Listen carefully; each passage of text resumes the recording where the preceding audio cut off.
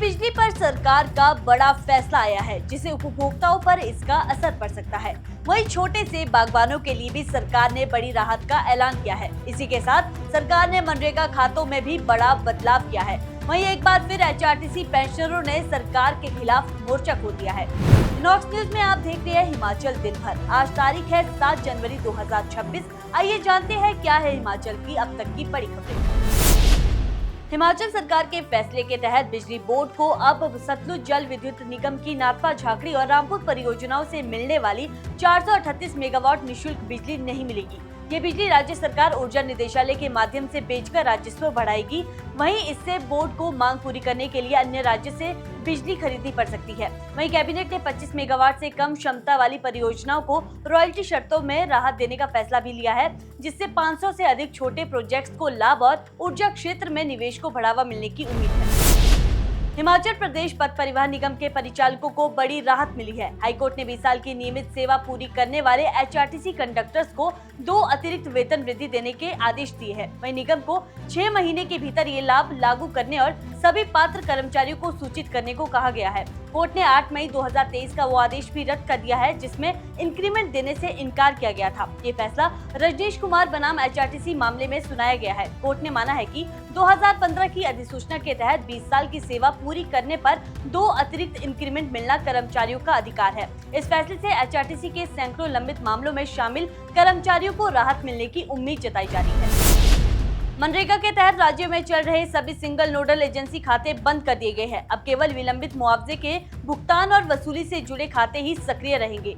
सभी बीडीओ कार्यालय में मजदूरी, सामग्री मद और मुआवजा वसूली का अलग रजिस्टर रखा जाएगा। वहीं जिला विकास कार्यालय हर महीने की 5 तारीख तक वसूली राशि का विवरण हार्ड कॉपी में निदेशालय को भेजेंगे। मजदूरी वसूली की राशि खाता संख्या 50100694206152 वाइस चेयरमैन हिमाचल प्रदेश ग्रामीण विकास रोजगार गारंटी सोसाइटी वेज रिकवरी के नाम से संचालित खाते में जमा करवाएंगे। एचआरटीसी शिमला मंडल में तैनात अधीक्षक ग्रेड ए जगदीश चंद को रिश्वत मांगने के आरोप में निलंबित कर दिया गया है। आरोप है कि जांच अधिकारी के पद पर रहते हुए उन्होंने कर्मचारियों से अनुकूल रिपोर्ट के बदले रिश्वत मांगी थी। शिकायतें मिलने के बाद निगम प्रबंधन ने केंद्रीय सिविल सेवा नियमों के तहत जांच के आदेश दिए हैं। निष्पक्ष जांच के लिए अधिकारी को पद से हटाया गया है। वहीं निगम के प्रबंध निदेशक निपुण जिंदल ने निलंबन आदेश जारी किए हैं।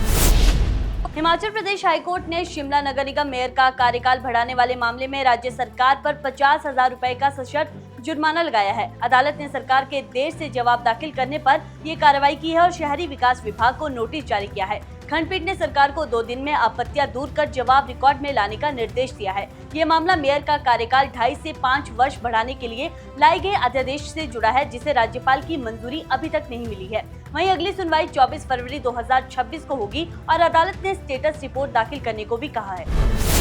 मंडी के सुंदरनगर उपमंडल निहिरी के जंगल में 9 दिन से लापता 10वीं कक्षा की छात्रा का शव मिला है। शव गंभीर रूप से क्षतिग्रस्त था। चेहरे और शरीर के कई हिस्से जंगली जानवरों ने नोच लिए, जबकि एक हाथ का मांस भी गायब था। छात्रा 29 दिसंबर को रहस्यमय ढंग से लापता हुई थी। परिजनों ने 2 दिन तक तलाश की, फिर 1 जनवरी को पुलिस में गुमशुदगी दर्ज करवाई। मंडी पुलिस ने ड्रोन के जरिए सर्च अभियान चलाया और शव जंगल में सड़क से 150 मीटर ऊपर ढांक के पास मिला। वहीं मृतका के पिता ने मौके पर पहुंचकर छात्रा के शव की पहचान की। एसपी मंडी ने बताया कि फिलहाल मृतका के पिता ने किसी पर संदेह नहीं जताया है, लेकिन पुलिस हर पहलू से मामले की गहन जांच कर रही है। पुलिस का कहना है कि पोस्टमार्टम रिपोर्ट और फॉरेंसिक साक्ष्य के आधार पर ही ये स्पष्ट हो पाएगा कि छात्रा की मौत किन परिस्थितियों में हुई है। हिमाचल में एचआरटीसी पेंशनरों ने समय पर पेंशन और लंबित महंगाई भत्ते न मिलने पर सरकार के खिलाफ एक बार फिर मोर्चा खोल दिया है। सोलन में गेट मीटिंग के दौरान पेंशनरों ने कहा कि हर महीने पेंशन में 1 महीने की देरी हो रही है, जिससे रोजमर्रा की जरूरतें पूरी करना मुश्किल हो गया है। एचआरटीसी पेंशनर कल्याण संगठन सोलन के महासचिव जगदीश ठाकुर ने बताया कि अक्टूबर 2025 में 3% महंगाई भत्ता देने की घोषणा के बावजूद अब तक करीब 8,500 एचआरटीसी पेंशनरों को ये लाभ नहीं मिला है। इसके तहत मिलने वाली करीब 50,000 रुपए की डीए किस्त अभी तक लंबित है। उन्होंने आरोप लगाया कि सरकार उम्र का हवाला देकर भेदभाव कर रही है। पेंशनरों ने चेतावनी दी, अगर लंबित पेंशन और डीए जल्द जारी नहीं किए गए तो वे आंदोलन और सड़क पर उतरने को मजबूर हो जाएंगे। धर्मशाला कॉलेज की छात्रा मौत के मामले में यूजीसी की 5 सदस्यीय टीम ने दूसरे दिन भी जांच की। टीम ने शिक्षकों, विद्यार्थियों, रैगिंग कमेटी और ओल्ड स्टूडेंट एसोसिएशन के पदाधिकारियों से बातचीत की। साथ ही मृतका के परिवार से भी बातचीत की गई। पुलिस ने मृतका के चिकित्सीय रिकॉर्ड संकलित कर चिकित्सा बोर्ड को सौंप दिए हैं। वहीं यूजीसी टीम में प्रोफेसर राजकुमार मित्तल अध्यक्ष, professor Sushma Yadav, doctor Neerja Gupta, professor P Prakash Babu और डॉक्टर सुनीता सिवाज शामिल हैं। हिमाचल प्रदेश हाईकोर्ट में आज अभिषेक मनु सिंघवी की राज्यसभा चुनाव चुनौती पर सुनवाई हुई। याचिकाकर्ता की ओर से रीजॉइंडर दायर किया गया है और अब दोनों पक्ष अदालत में अपनी दलीलें रखेंगे। दरअसल अभिषेक मनु सिंघवी ने पर्ची सिस्टम को चुनौती दी है, जिसके तहत बराबरी न होने पर नाम निकलने वाले प्रत्याशी को विजेता घोषित किया जाता है। फरवरी 2024 के राज्यसभा चुनाव में कांग्रेस के सिंघवी और भाजपा के हर्ष महाजन के वोट बराबर पड़े थे, लेकिन पर्ची ड्रॉ से हर्ष महाजन को जीत मिली थी। इस फैसले को असंवैधानिक मानते हुए सिंघवी हाईकोर्ट पहुंचे थे और अब इस पूरे मामले की अगली सुनवाई 10 मार्च को हाईकोर्ट में होगी।